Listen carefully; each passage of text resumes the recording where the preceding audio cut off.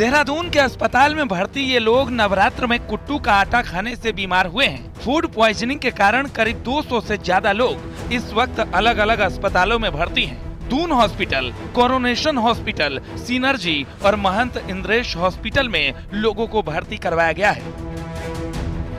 Coronation अस्पताल में भर्ती 62 लोगों का सीएम धामी ने अस्पताल पहुंचकर हालचाल जाना और बेहतर इलाज के निर्देश दिए।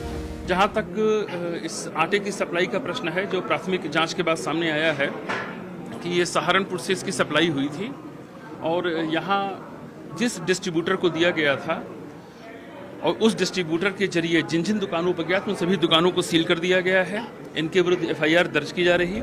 वहीं सीएम ने स्वास्थ्य सचिव को फूड सेफ्टी डिपार्टमेंट के अफसरों की जिम्मेदारी तय कर कार्रवाई के निर्देश दिए हैं। बताया जा रहा है कि दीपनगर, बंजारावाला और विकास नगर के जनरल स्टोर से कुट्टू का आटा आया था। तीनों जगह दुकानों को खाद्य विभाग ने सीज किया है।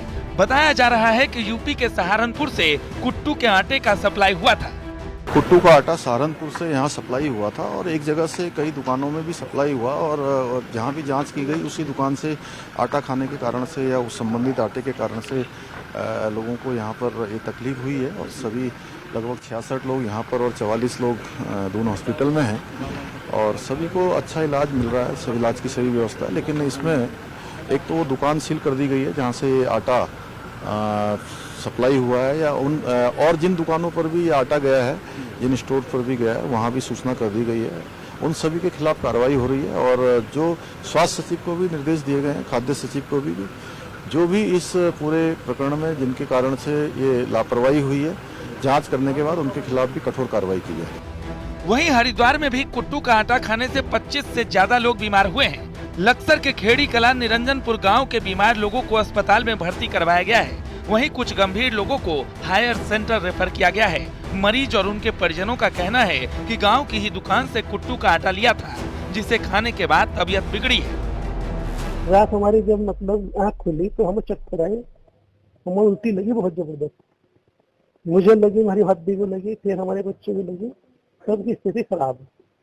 कोई पूछने वाले ही नहीं है कहाँ से हम सामान लाए, सामान की कुट्टू का चलिया, कुट्टू का कैसे हुआ, जो कुछ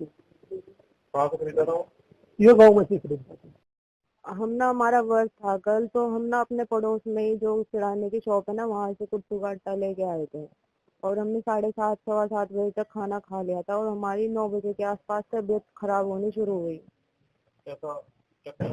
हाँ, हमें मतलब ऐसे हो गया, हम बिल्कुल अनकॉन्शियस हो गए और चक्कर आए हमें और घबराहट होने लगी, हार्ट बीट बढ़ रही थी हमारी बहुत ज्यादा। तो सभी खतरे से बाहर हैं। बाकी अभी मैंने फूड सेफ्टी डिपार्टमेंट को भी डायरेक्शन दिए हैं कि वो जाके गांव में जहाँ से ये खरीदा गया वहाँ का सैंपल लें और जो हमारी सीएससी हॉस्पिटल की टीम है उनको भी बताया गया है कि एक बार वो गांव में भी जाके एक बार मॉनिटर कर लें कि कोई और लोग ऐसा तो नहीं है। बाकी हम अपनी तरफ से भी ये प्रयास कर रहे हैं कि जो जहाँ से लिया गया है वो कुट्टू का आटा उसको और लोग कंज्यूम न करें।